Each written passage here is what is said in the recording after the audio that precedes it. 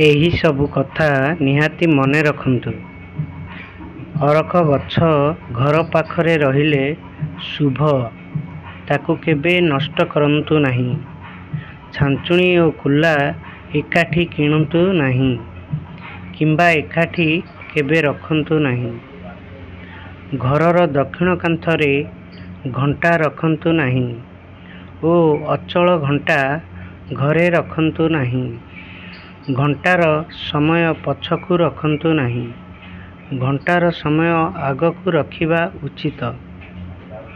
ଗୋଟିଏ ହାତ ଉଠାଇ ଭଗବାନ କିମ୍ବା ମଣିଷ କାହାରିକୁ ନମସ୍କାର କରିବା ଉଚିତ ନୁହେଁ। ହାତ ଯୋଡ଼ି ନମସ୍କାର କରନ୍ତୁ। ଯଦି ଗାଡ଼ି ଚଳାଉଛନ୍ତି ତାହେଲେ ମୁଣ୍ଡକୁ ତଳକୁ କରିଦିଅନ୍ତୁ, ସେତିକି ହିଁ ଯଥେଷ୍ଟ। ସୂର୍ଯ୍ୟ ଅସ୍ତ ପରେ କାହାକୁ କ୍ଷୀର, ଝାଡ଼ୁ ଓ ହଳଦୀ ଦିଅନ୍ତୁ ନାହିଁ। ଜୟ ଜଗନ୍ନାଥ। ସ୍ୱାମୀ ନୟନ ପଥଗାମୀ ଭବ ତୁମେ।